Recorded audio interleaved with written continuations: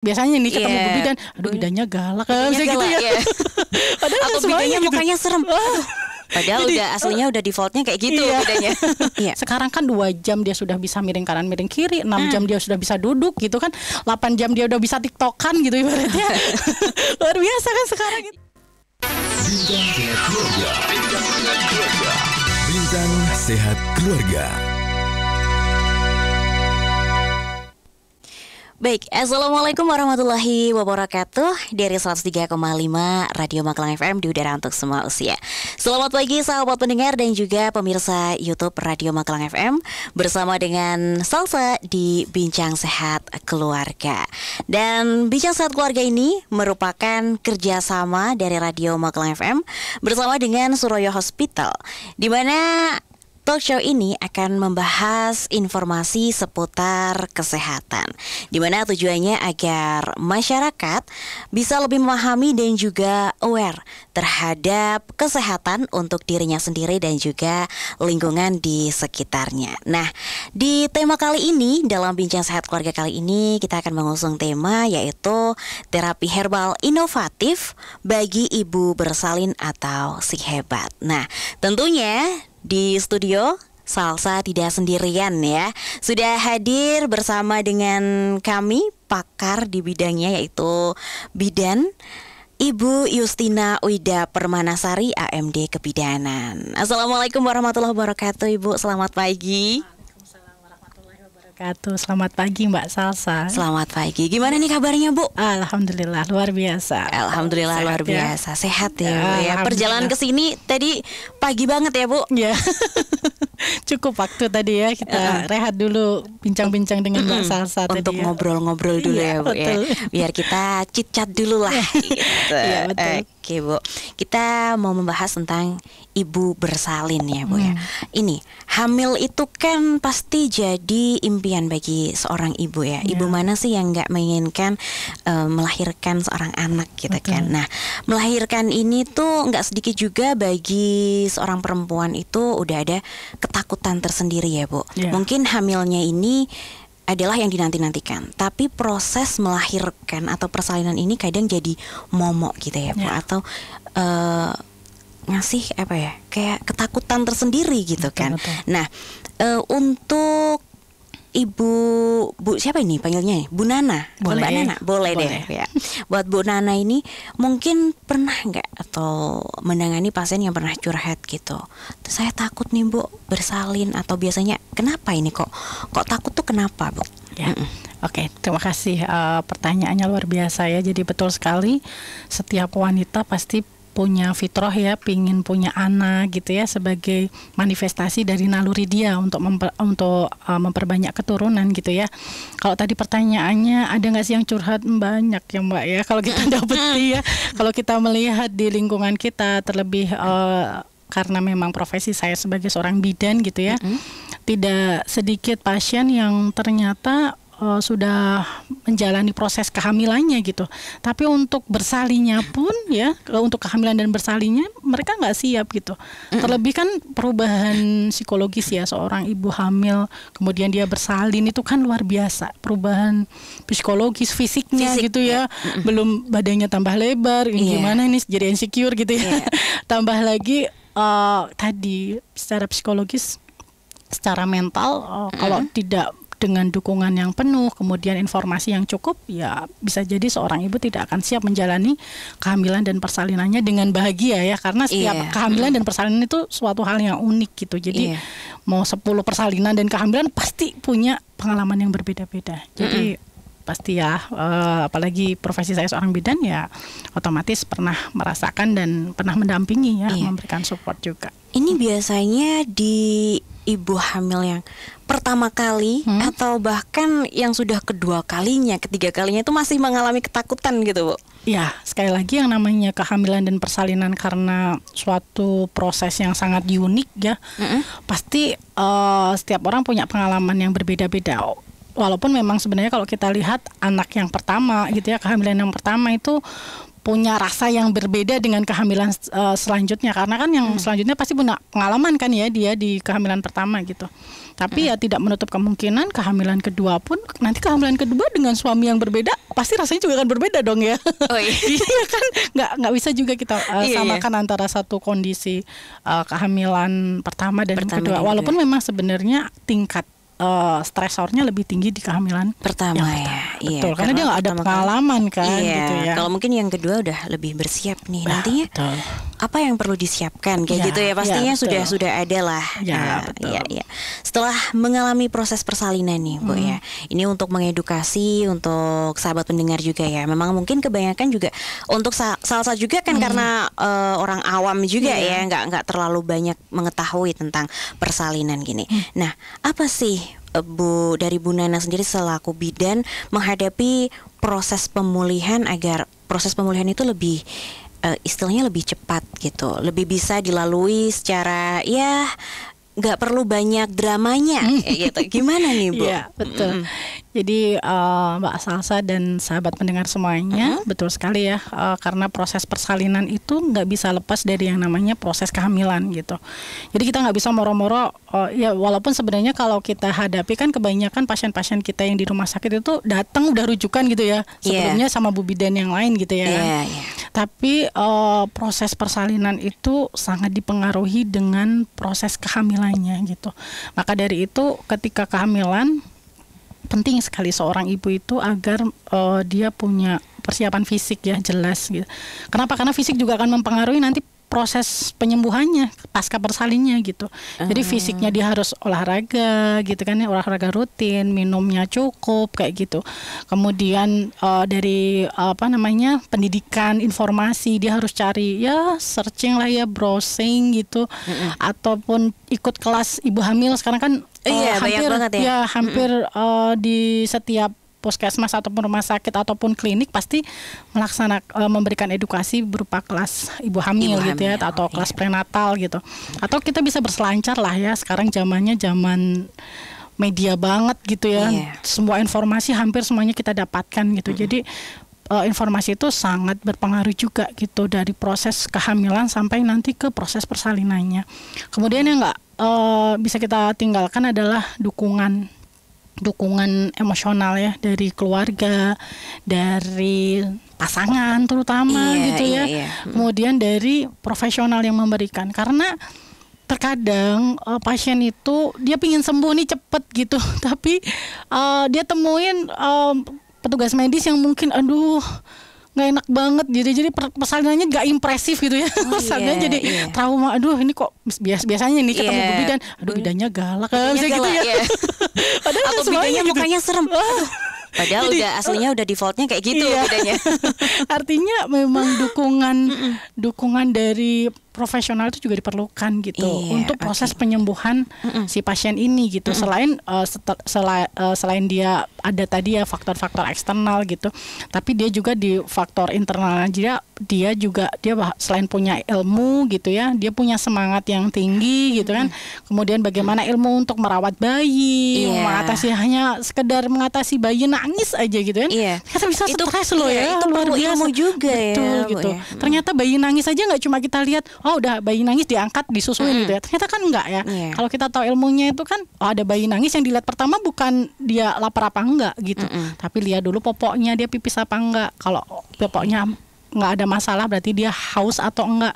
Kalau enggak haus, popoknya enggak basah, mungkin lingkungan sekitar, mungkin dia kedinginan karena ada AC gitu ya, atau dia terlalu panas gerah gitu sehingga dia membuat dia nggak nyaman. Nah ternyata itu aja nggak semuanya dimengerti gitu oleh ibu bersalin maupun ibu hamil gitu, sehingga proses persalinan itu sekali lagi kita bisa bantu si pasien ini untuk lebih cepat sehat gitu ya. Selain pemberian terapi medis ya, misalkan kalau dia nyeri ya berarti dikasih obat nyeri dan sebagainya, tapi kan itu fungsi kolaboratif ya. Tapi apa yang bisa dilakukan oleh kita sebagai tenaga kesehatan bidan terutama gitu, dan keluarga otomatis ya itu tadi gitu. Selain ilmu juga dukungan dan juga dari pasiennya sendiri gitu, ada semangat untuk cepat sehat gitu. Dia makanannya juga yang bergizi. Kadang udah mau melahirkan udah malas mau makan, kapan mau minum, nyusuin terus gitu kan, udah lemes, udah aduh ngantuk gitu aja kan, udah capek gitu ya mau melahirkan. Jadi kan memang banyak faktor sebenarnya yang itu juga dipengaruhi dari proses jauh sebenarnya sebelum dia hamil justru ya. Mbak Salsa sudah pernah belum ya? Berarti ilmunya harus nyari dari sekarang. Belum. Aduh, ini menikah aja belum. Nggak apa-apa kan harusnya. Iya, ilmunya harus jauh-jauh hari. Sehingga nanti ketika kita mau hamil aja, bagaimana bisa kita bisa dapat kehamilan yang sehat gitu, kita nggak stres dan sebagainya. Otomatis kan itu akan mempengaruhi di proses persalinan nanti gitu. Jadi memang persiapannya harus panjang ya. Apalagi nih ya Bu, ya dukungan itu ya, dukungan ya sahabat pendengar, support dari lingkungan itu sangat mendukung banget ya. Apalagi sekarang sudah ada nih Bu, kemarin tanggal berapa ya, 2 hari yang lalu ya, sepertinya tanggal 2 Juni atau gimana, sudah disahkan Undang-Undang Kesehatan Ibu dan Anak. Jadi ini bisa mendukung banget ya. Bu, udah mulai cutinya diperpanjang. Jadi mungkin proses pemulihan untuk ibu yang bersalin itu jadi lebih panjang lagi ya. Nah, itu dia sahabat pendengar. Nah, berkaitan sama proses pemulihan ya Bu ya. Nah, kita balik lagi ke tema yang kita angkat nih Bu, terapi inovatif atau si hebat. Apa sih Bu ini, biar sahabat pendengar tuh pada tahu apa sih itu si hebat itu tuh. Terima kasih. Jadi kalau boleh sharing ya, si hebat itu kepanjangannya adalah Suroyo Innovation of Herbal Healing Bath gitu. Jadi ini singkatan ya dari sebuah inovasi yang dilaksanakan di Suroyo Hospital, dan ini sebenarnya mengagregasikan beberapa tindakan gitu ya. Sebenarnya terapi ini sudah diketahui oleh khalayak ramai ya, ibu-ibu melahirkan ataupun bidan itu semuanya sudah tahu gitu. Tapi dengan inovasi ini kita ingin mengagregasikan, menguatkan lagi beberapa terapi. Yang pertama penggabungan antara terapi pijat oksitosin gitu. Dari pijat oksitosin kan hampir semua bidan pasti tahu ya. Semua ibu hamil mungkin juga sudah banyak merasakan gitu bagaimana manfaat dari pijat oksitosin. Nah, tapi kita ingin kuatkan lagi nih dengan pijat akupresur gitu. Jadi di beberapa titik yang itu memang kegunaannya untuk relaksasi merelaksasi saraf-saraf dia gitu ya, sehingga dia merasa lebih rileks lagi. Otomatis kalau lebih rileks, dia proses penyembuhannya akan lebih cepat gitu. Dan yang terakhir adalah mandi uap ya, sauna lah ya Mbak. Sekarang kan lagi rame-ramenya lagi rame-ramenya bagaimana sih dapat pelayanan kesehatan tradisional tapi yang inovatif gitu. Jadi kita pengen menggabungkan, apalagi sekarang lagi rame-ramenya mom baby spa gitu ya. Jadi peminat masyarakatnya cukup meningkat gitu. Jadi kita pengen ibu bersalin juga ngerasain spa lah. Jadi dia bisa relax gitu.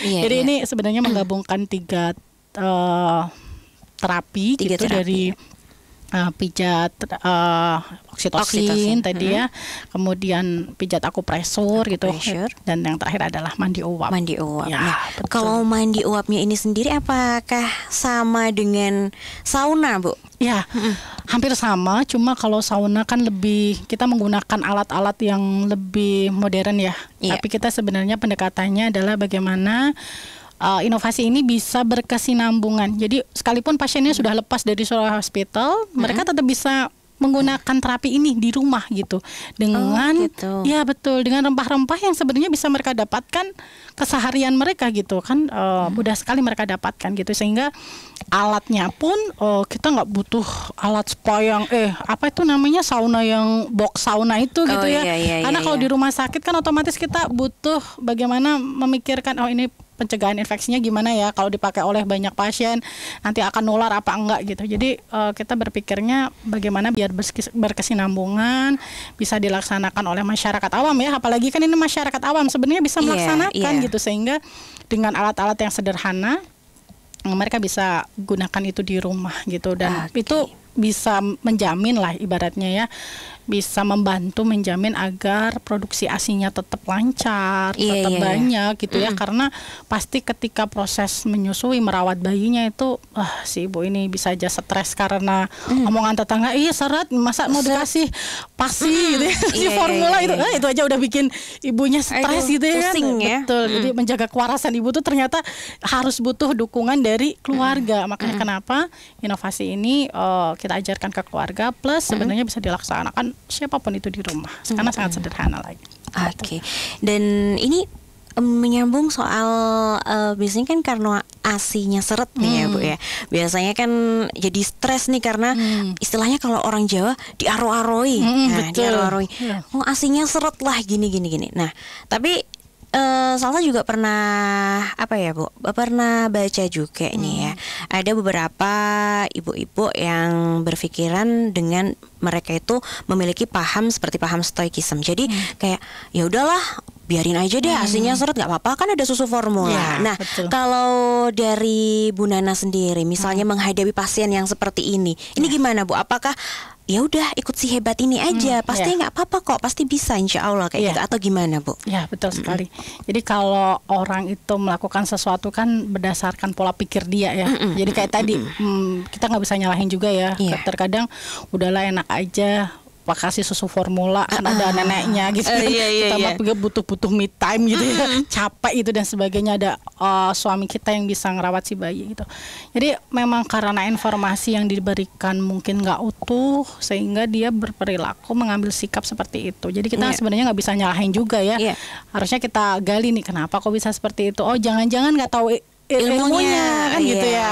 Nah maka dari itu butuhnya edukasi gitu ya sebelum persalinan itu memang sangat dibutuhkan gitu, sehingga harapannya bukan di proses persalinannya dia baru dapat informasi, Bu jangan pakai susu formula, Ibu baru coba pakai pijat ini. Jadi udah sounding dulu nih dari awal gitu, jauh-jauh hari udah sounding gitu ya, bahwa bagaimana sih bahaya susu formula itu kan sudah luar biasa banyaknya ya, bisa DM, bisa autis gitu ya kan, bagaimana bonding si anak dengan si ibu ini nggak bisa terjalin gitu, sehingga ilmu-ilmu itu harus mereka dapatkan. Nah kita sebagai pemberi layanan gitu ya, terutama di Suroyo punya andil gitu. Kita punya sebuah ilmu yang lebih dibandingkan dengan masyarakat umum gitu, dengan adanya pelaksanaan pijat oksitosin ini dan ini sangat mudah sekali Mbak. Betul kalau kata disampaikan, udah jangan menyerah Ibu, kita coba dulu pakai si hebat gitu ya. Sambil kita menguatkan karena terkadang pasien itu mereka nggak butuh ini ya terapi medis obat-obatan gitu, tapi justru dukungan itu tadi yang secara emosional itu ya. Kadang cuma bilang gini, kayak misalkan kita ya, kan ini agregasi juga mengagregasikan layanan yang sudah ada di Suroyo Hospital seperti layanan ERAX. Jadi pasca bersalin itu pasien kan kalau dulu sesar butuh 3 hari untuk penyembuhan ya. Sekarang kan 2 jam dia sudah bisa miring kanan miring kiri, 6 jam dia sudah bisa duduk gitu kan, 8 jam dia udah bisa tiktokan gitu ibaratnya. Luar biasa kan sekarang gitu kan, ilmunya udah berkembang gitu untuk mengurangi rasa nyeri. Lebih cepat. Gitu. Nah, mengurangi rasa nyeri ini ternyata selain diberikan obat-obatan, kita juga bisa memberikan itu gitu dengan apa? Dengan ya tadi obat-obatan bukan obat-obatan ya, tanaman-tanaman tradisional dengan dukungan emosional. Sambil kita mijit kan nggak mungkin ya kita mijit pasien itu kemudian pasiennya diam, kita diam kan nggak mungkin. Saling diam-diaman ini lagi marahan nih. Ngambek nggak mungkin juga gitu. Pasti kita memberikan edukasi itu kepada pasien sehingga pasien itu merasa aku punya pengalaman yang impresif gitu. Aku punya pengalaman yang luar biasa. Kayaknya nggak aku dapetin deh di tempat lain misalkan gitu ya. Karena kan yang namanya proses persalinan itu karena tadi kata Mbak Salsa betul sekali ya, akan mempengaruhi proses ketika dia merawat bayinya, menjalani proses nifasnya sampai besar gitu, sehingga proses ini harus kita paling nggak bisa menjamin lah ya kepada pasien bahwa ya pasti bisa gitu. Kita coba dulu nih dengan seperti ini karena apa? Memang banyak ibu hamil yang ternyata hanya sekedar bangunin anak aja ya. Ini anaknya tidur terus nih 2 jam dibangunin gitu ya untuk dikasih ASI. Kadang suka mikir, aduh ini anak baru tidur kok dibangunin, kasihan gitu ya gitu ya. Karena kasihan akhirnya si bayinya kuning lah. Harusnya harus difototerapi dan sebagainya. Ini kan kekurangan ASI. Iya, karena kekurangan ASI, kekurangan informasi, kekurangan kitanya juga sebagai pemberi pelayanan kesehatan kurang empati kepada pasien gitu. Nah, sehingga menumpuklah itu semuanya gitu. Oke, sobat pendengar, menarik sekali ya. Pokoknya kita jangan kemana-mana, kita akan kulik lagi ya bagaimana namanya metode si hebat ini. Tetap di 103,5 Radio Magelang FM. Bincang Sehat Keluarga. Baik, sahabat pendengar, kembali bersama dengan Salsa, tentunya masih di Bincang Sehat Keluarga. Nah, buat sahabat pendengar yang ingin juga bertanya ataupun ingin tahu informasi yang lebih banyak lagi, lebih dekat lagi dengan Bu Nana selaku bidan ya, boleh di 0882 135 135 atau juga bisa melalui phone live di 366 899. Nah, Bu Nana, tadi kita udah ngomongin soal si hebat ini ya. Si hebat ini tuh sebenarnya ada, intinya adalah 3 metode tadi gitu ya Bu ya. Nah, terus manfaatnya terutama ini untuk ibu yang pasca persalinan nih, manfaatnya yang paling kerasa banget nih itu apa Bu? Ya, baik, terima kasih, luar biasa ya pertanyaannya. Jadi apa sih sebenarnya manfaat si hebat ini gitu kan? Jadi kalau kita melihat karena menggabungkan 3 terapi ini, kalau kita lihat di pijat oksitosin sendiri punya manfaat yang pastinya adalah bagaimana dengan pemijatan ini kita bisa merangsang hormon oksitosin gitu ya untuk mengeluarkan gitu ASI dan memperbanyak produksi ASInya gitu. Yang kedua, dari pemijatan ini juga merangsang kontraksi uterus gitu. Jadi kontraksi rahim gitu ya. Gampangannya ketika kita proses bersalin kan, ini si rahim yang awalnya kecil gitu ya, kemudian kita hamil, membesar, kemudian mengecil lagi gitu kan, butuh sebuah proses yang namanya proses involusi atau mengecilnya rahim kembali. Nah, ngecilnya rahim itu butuh yang namanya kontraksi. Proses kontraksi ini juga bisa kita rangsang dengan pemijatan. Jadi mencegah biar pasiennya kalau dia mengecil rahimnya otomatis mencegah dari proses perdarahan pasca bersalin gitu ya. Kemudian yang pasti ketika dilakukan pemijatan pasti pasiennya akan merasakan relax. Lebih relax ya.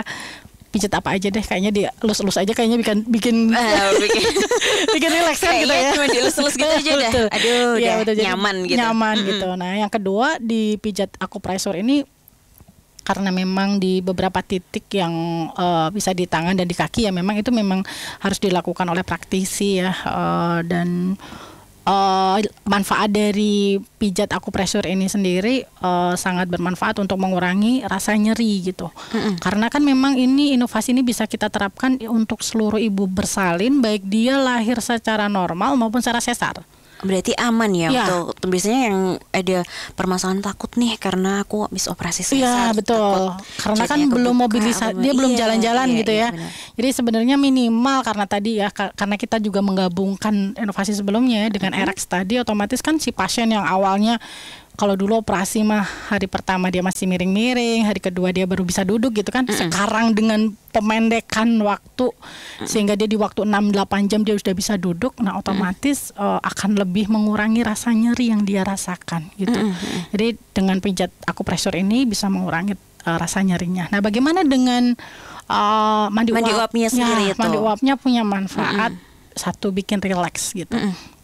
Karena banyak ya terapi-terapi, karena kalau di kita mungkin nggak terlalu banyak ya Mbak, tapi bagaimana persalinan di luar Jawa gitu ya, terutama di Sulawesi, di Kalimantan, mereka sudah biasa ibu bersalin itu ternyata mandi uap gitu, pakai rangkap rempah. Iya betul, di sana banyak, karena memang saya baca beberapa referensi gitu ya, ternyata kita bisa pakai nih layanan tradisional yang sebenarnya juga sudah dilaksanakan di masyarakat gitu.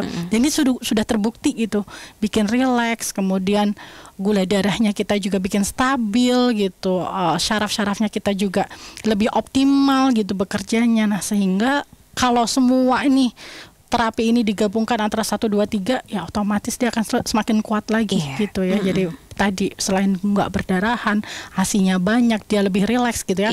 Ibu bersalin udahlah dia stres, capek gitu kan. Kalau nggak rileks kayaknya lihat bayi nangis aja udah stres, tambah stres gitu. Tambah yang kalau dia stres otomatis ASINya pasti akan berkurang gitu. Jadi memang sebuah lingkaran yang kalau kita nggak putus nih, pasien ini stres, kalau stres kita biarkan ternyata ASINya juga seret, nah ini akan terus aja berulang dan akan semakin parah gitu ya. Tambah dia di rumah sakit gitu, belum ketemu sama kok kenapa ASINya belum banyak, aduh dia stres lagi gitu, belum nangis, keluarganya bilang udah kasih aja formula gitu kan, otomatis dia tambah yang bingung lah ya. Kalau tanpa dukungan yang cukup, dia pasti akan rasakan kebingungan. Jadi banyak sekali manfaatnya. Juga pastinya bisa menekan indikasi gejala baby blues atau postpartum depression gitu ya. Iya, betul. Betul sekali, karena tadi untuk mengurangi rasa stres ya, karena tadi kan dengan pemijatan itu juga kita tekan beberapa syaraf yang itu untuk mengeluarkan hormon relaksasi, hormon bahagia gitu ya. Jadi otomatis tadi gitu ya, resiko untuk baby blues, depresi postpartum itu bisa berkurang. Oke. Nah, kalau tadi udah disounding nih sama Bu Nana ya. Pijat akupressure nih. Oke, ini kan dilakukan sama pastinya tenaga profesional nih. Nah, itu kira-kira nih, Bo, dengan biasanya kan kita kehalang sama yang namanya orang tua ya nih ya. Udahlah ke pijat bu ini aja, dukun bayi ya, dukun bayi kan biasanya kan dukun bayi juga bisa pijat bayinya sama ibunya juga. Nah, ini apa yang menjadi pembeda dan gimana sih caranya sebagai Bu Bidan ini untuk mengedukasi ini lebih baik Pak sama kami aja pakai sehebat ini ya, gimana Bu itu Bu? Baik. Memang kita nggak bisa lepas ya dari kebiasaan masyarakat kita. Stigma masyarakat misalnya seperti itu ya Bu ya. Udahlah, dulu juga nggak apa-apa, mama juga pakai itu gitu ya. Biasanya lewat pengalaman gitu ya kan. Nah, jadi kenapa sih kita lebih sarankan gitu ya, rekomendasikan kepada yang lebih profesional, tenaga medis profesional gitu. Karena memang sekali lagi selain mereka terlatih, tersertifikasi gitu ya, mereka tahu tekniknya. Dan sebenarnya mijet itu sebenarnya nggak butuh penekanan yang terlalu berat ya. Kadang kita itu kalau cari tukang pijat itu kan kalau meremasnya kayak belum mantep gitu. Padahal sebenarnya di proses pijat oksitosin itu dengan gerakan hanya satu titik aja ya, 30 gerakan saja itu bisa merangsang bagian-bagian tubuh kita untuk rileks gitu. Sampai dikatakan hanya di dalam waktu 15 sampai 20 menit pertama kalau kita melakukan gerakan pijat oksitosin ini kan, sebenarnya pijat oksitosin itu mudah ya. Ibunya tinggal duduk, kemudian dia menyandarkan tubuhnya gitu ya. Kemudian dibuka pakaiannya, kemudian di bagian belakang itu kan kita lakukan pemijatan itu 30 kali satu titik, nanti naik lagi satu jari 30 titik. Itu kan mulai dari pertengahan ini ya, kalau kita pakai bra ya, pakai BH gitu kan, sampai ke tengkuk gitu. Jadi memang sebenarnya nggak butuh penekanan yang luar biasa gitu, tapi dengan teknik dan di titik yang pas itu dan insya Allah akan perlu ilmunya. Betul. Dan ilmu itu kayaknya simple gitu, tapi kalau tidak dipelajari sesuai dengan ilmu yang benar gitu ya, udahlah asal aja, yang penting mah. Padahal apalagi kalau bayi ya, bayi itu kan kalau kita merasanya pijat aja lah si bayi ini punggungnya, kayaknya kalau kita mah enak ya kalau dipijat itu di daerah tulang belakang. Padahal kalau bayi nggak boleh di tulang belakang. Oh iya, itu berbahaya ya. Iya betul, kan bisa menyebabkan trauma gitu. Dan kalau ibu hamil itu dipijat bagian tulang belakangnya, justru malah nggak kena dia di titik-titik akupresur. Kalau di belakang ada namanya titik subelakang. Itu bukan di tulang punggung, bukan di tulang belakang tapi di dua jari kanan kiri tulang belakang. Nah itu kalau kita nggak dapat ilmunya, nggak tahu ilmunya, otomatis ya udah dia dapat meremasnya aja ibaratnya gitu ya, pijatnya enaknya aja gitu. Tapi memaksimalkan dengan pijatan itu yang walaupun tanpa kekuatan, tapi dilakukan secara berulang dan dengan teknik yang benar, pasti akan mendapatkan manfaat yang berbeda. Gitu. Istilahnya jadi tepat sasaran gitu ya Bu ya. Jadi proses pemulihannya cepat karena pemijatannya tepat pada yang dimana nih yang dibutuhkan gitu ya Bu ya. Oke, tadi kita udah ngobrol di belakang ya Bu ya soal mandi uap ini. Nah, tadi kan mandi uap ini pakai ramuan-ramuan herbal yang dimana memanfaatkannya di daerah Suraya Hospital nih Bu ya kan. Terus ada tadi disounding sama Bu Nana juga nih, bunga Kamboja. Nah, kalau biasanya yang untuk ramuan herbalnya ini nih yang digunakan itu apakah kita boleh tahu gitu atau masyarakat boleh tahu atau enggak ini Bu? Boleh disoundingkan Oke. Baik, boleh banget ya. Ya sekali lagi karena sebenarnya tidak hanya di Surabaya Hospital ini, Surabaya Hospital kita ingin memanfaatkan bagaimana sumber daya alam ya yang ada di sana karena melimpah luar biasa. Surabaya itu luas gitu ya. Dan kita juga memiliki banyak tanaman gitu. Tapi ini bisa kita dapatkan dalam kehidupan kita sehari-hari seperti halnya jahe. Jahe itu kan mudah ya. Kita beli apa sih namanya bumbu-bumbu dapur gitu aja ya. Yang hanya kemasan 2.000 aja kita bisa pakai itu. Jahenya bisa kita gunakan gitu untuk dia meningkatkan metabolisme tubuh, meningkatkan peredaran darah. Kemudian dari daun jeruk nipis, dari daun jeruk purut itu bisa kita gunakan. Sereh, kan mudah banget ya. Sereh itu kita dapatkan ya. Kemudian ada kamboja. Kalau kamboja mungkin nggak semuanya ada gitu ya. Ada gitu ya. Tapi melati, mawar gitu. Atau kalau kita nggak mau malas-malas, mudah banget ya betul. carinya. Jadi memang ada rempah-rempah kering, ada rempah-rempah basah gitu yang semuanya memang punya fungsi masing-masing nih. Ada yang dia mencerahkan gitu, ada kencur, ada yang mencerahkan, ada yang dia sifatnya relaksasi. Cari bunga-bunga yang harum gitu ya. Ada kamboja, ada mawar, ada melati gitu. Kemudian tadi ada sereh gitu kan. Itu kan mudah sekali kita dapatkan di masyarakat, sangat mudah sekali gitu. Jadi sehingga masyarakat pun sebenarnya bisa melakukan ini di rumah gitu dengan memanfaatkan alat yang ada gitu. Kalau mungkin nggak ada kemben nih, karena kan tadi ya kita nggak mau pakai alat sauna karena kita lihat dari sisi pencegahan infeksinya kan terlalu sulit ya kalau di rumah sakit gitu. Jadi kita kan lebih mudah pakai kemben. Kemben itu kan hampir di layanan spa pasti ada gitu. Aku nggak punya kemben ya pakai jarit bisa ya. Jarit gitu, dimodifikasi gitulah ya. Itu kan bisa kita gunakan gitu dan itu kan mudah sekali. Tinggal duduk di kursi plastik, kemudian kita kasih elemen panas gitu kan. Pakai apa sekarang ya namanya? Seperti elektrik, teko elektrik seperti itu. Nah kayak steam kayak gitulah ya. Nah, kemudian kita hangatkan itu tubuh pasien, kita kerodongi gitu. Istilahnya dikerodongi gitu, dikasih uap itu panasnya sesuai dengan kemampuan dia sebenarnya. Karena kita lihat pasti kalau kita ketemu berapa sama lama panas, itu Bu biasanya? Durasinya antara 10 sampai 30 menit sesuai kemampuan pasien karena kadang dia dapat panas, tubuh ibu melahirkan itu kan suhunya meningkat ya.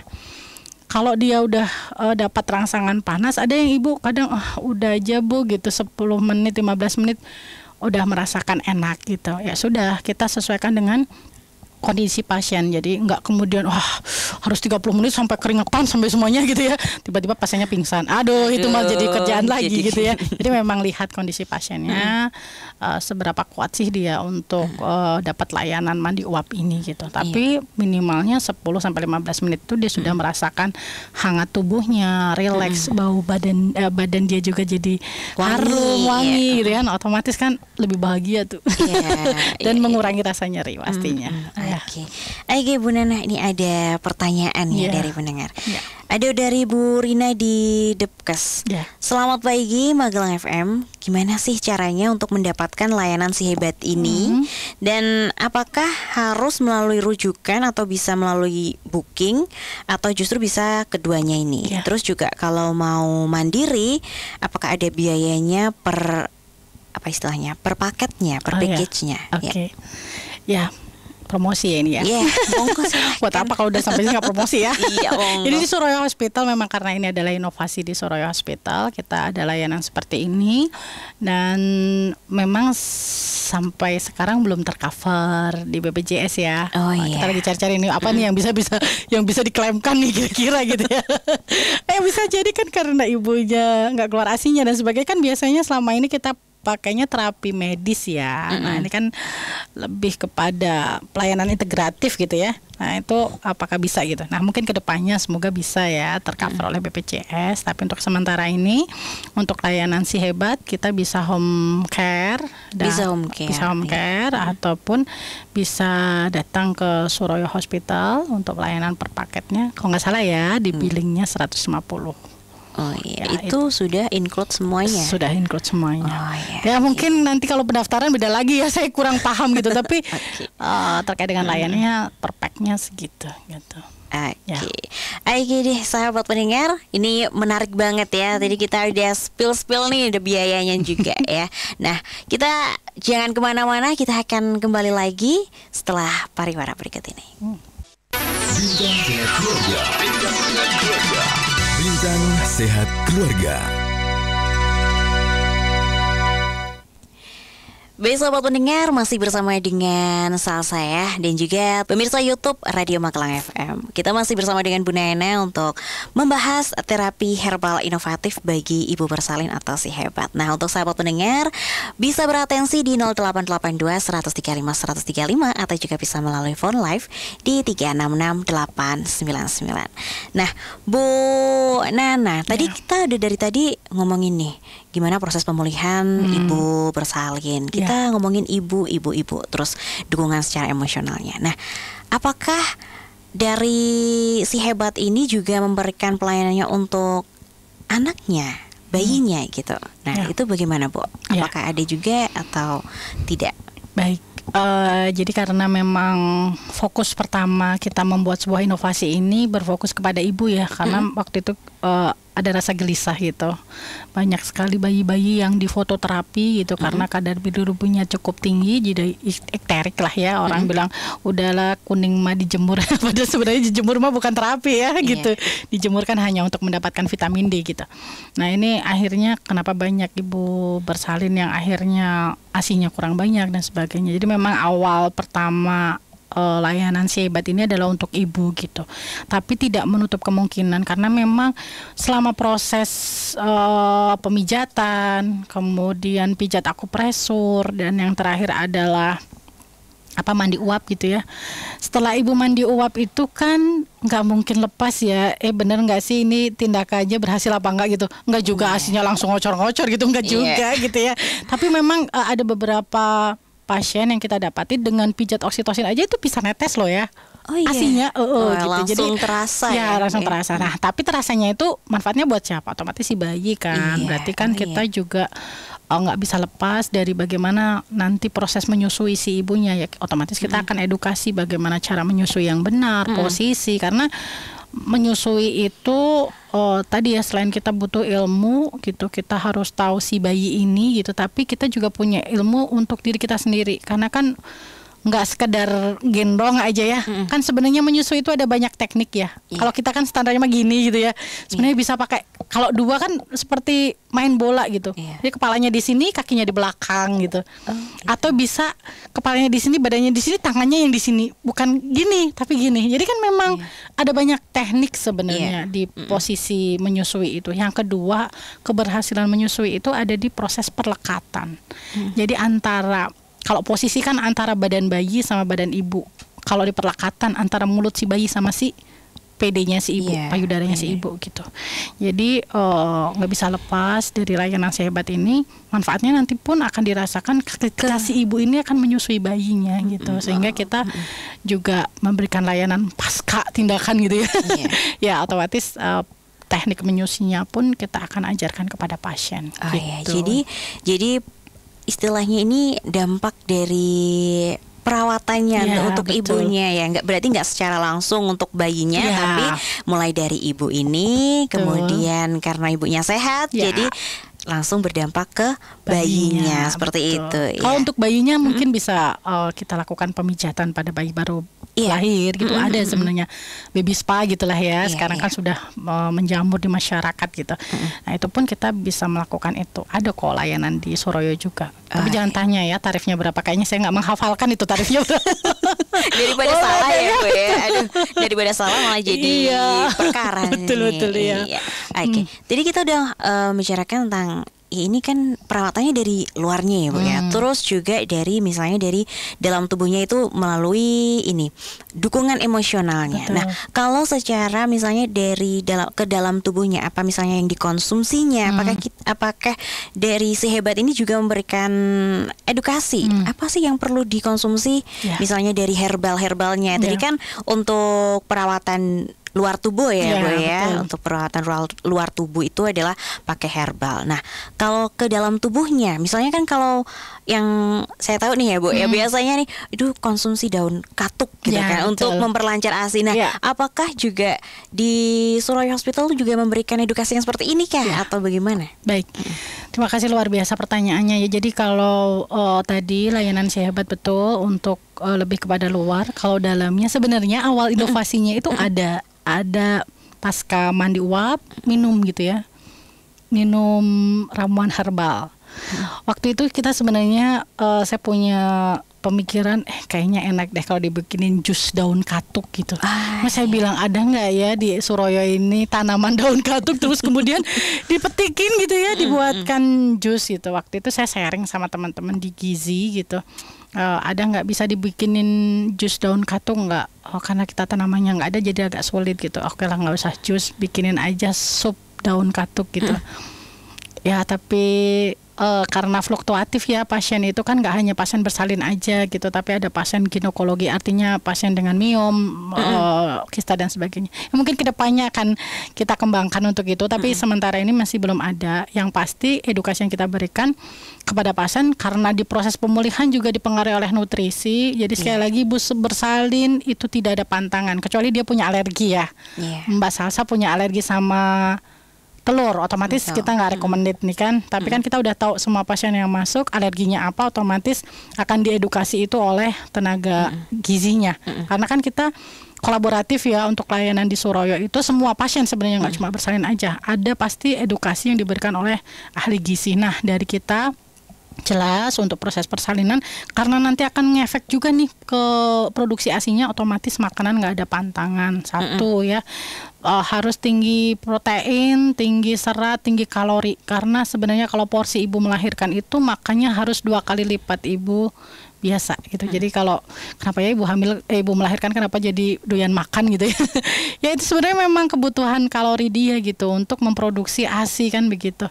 Nah, kemudian minum otomatis diperbanyak lagi karena itu menjadi salah satu sumber untuk penghasil ASI gitu. Nah, sehingga ya tadi untuk makanan kedepannya semoga ya nanti bisa bikin inovasi lagi ya. Inovasi untuk makanannya juga betul, ya. Gitu tidak hanya dari luarnya aja perawatan dari luar. Karena waktu itu memang terkendala sih di di penyediaan untuk daun katuk dan sebenarnya kalau untuk herbalnya nggak ada masalah. Waktu itu kita pakai kayu secang karena warnanya merah ya, enak ya kayu secang. Apa tuh wedang gitu ya. Tapi saya coba beberapa referensi untuk bisa meningkatkan ke ASI itu nggak ada yang langsung otomatis gitu. Kalau ke daun katuk itu kan berapa persennya ada. Jadi kan kalau sekarang udah banyak ekstrak ya daun katuk gitu. Waktu itu udahlah minta jadi aja ke apoteker. Sumber dayanya aja betul. ini Jadi ya, waktu itu kita terhalang di situ, tapi nggak menutup kemungkinan kita tetap berikan edukasi kok ke pasien. Karena sekali lagi untuk mendukung produksi ASI nggak bisa lepas dari itu tadi ya. Mungkin terapi ya oke lah kita dapatkan, tapi si ibunya nggak mau makan, aduh gimana dong, nggak bisa cepat pemulihannya juga nggak bisa cepat juga ya. Dari makanya, luar dan harus dari dalam betul, juga. Jadi tetap harus kita dampingi dan pasien kita berikan edukasi juga untuk itu gitu. Nutrisi ibu nifas. Ya. Oke, sahabat pendengar dan juga pemirsa YouTube Radio Magelang FM, ini menarik banget ya Bu ya, seru banget. Tapi karena keterbatasan waktu ya, kita 1 jam saja. Nah, apa nih Bu untuk closing statement ya? Apa pesannya untuk ibu hamil dan juga buat ibu menyusui ya, agar perjalanan persalinan ini lancar dan juga pasca melahirkannya pun juga lancar. Apa nih pesannya Bu? Baik, pesan saya buat semua ibu hamil, ibu bersalin, dan bagi remaja ya atau ibu-ibu muda nih yang mau mempersiapkan diri untuk menghadapi kehamilannya gitu ya. teruslah mencari ilmu gitu, karena tanpa ilmu kita tidak bisa beramal. Mudahnya gitu aja ya. Artinya ketika kita nggak ada ilmunya, otomatis kita nggak bisa melakukan sesuatu itu sesuai dengan apa yang seharusnya dilakukan. Jadi harus banyak-banyak membaca, harus banyak-banyak cari informasi gitu ya. Selain itu lakukan pemeriksaan rutin di tenaga kesehatan gitu ya, profesional. Sekarang ini kan terbarunya untuk pemeriksaan kehamilan minimal di trimester pertama itu kan maksimal 6 kali ya. Trimester pertama berarti 2 kali, trimester kedua 1 kali, trimester 3 kali gitu. Bisa dilakukan di bidan maupun di dokter spesialis gitu ya, atau di layanan kesehatan manapun itu bisa dilakukan. Dan yang terakhir, selamat menikmati ya, yang pasti kepada Ibu bersalin dan Ibu Nifas, karena kalau tidak dinikmati nanti bisa stres sendiri, bener.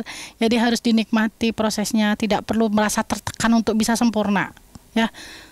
Anda itu sudah luar biasa berjuang untuk kesehatan diri Anda sendiri, juga berjuang untuk buah hati yang baru saja dilahirkan. Jadi luar biasa, apapun usaha yang telah ibu-ibu lakukan ya, itu semuanya suatu hal yang luar biasa. Sekali lagi, persalinan dan kehamilan adalah suatu yang unik, pasti akan berbeda-beda gitu. Tapi tanpa harus tertekan, kita bisa menikmatinya dan kita bisa menjadi lebih sempurna menjadi seorang ibu. Baik, gitu aja, Mbak. Bu Nana, luar biasa ya. Terima kasih. Baik, sahabat pendengar, tadi adalah diskusi kita seputar kesehatan ibu bersalin, apa saja yang perlu dipersiapkan, kemudian bagaimana proses pemulihannya, terutama menggunakan terapi herbal inovatif bagi ibu bersalin dengan si hebat ini ya, yang merupakan inovasi dari Bu Nana melalui Suroyo Hospital. Nah, untuk sahabat pendengar, ibu-ibu hamil ataupun yang tengah bingung nih, nah, untuk bagaimana nantinya pasca melahirkan, bisa di kontak center dari Suroyo Hospital langsung saja. Nah, semoga di Bincang Sehat Keluarga kali ini bisa memberikan informasi, mengedukasi buat masyarakat juga. Dan kami pamit undur diri dari ruang dengar Anda. Wassalamualaikum warahmatullahi wabarakatuh. Salam hangat.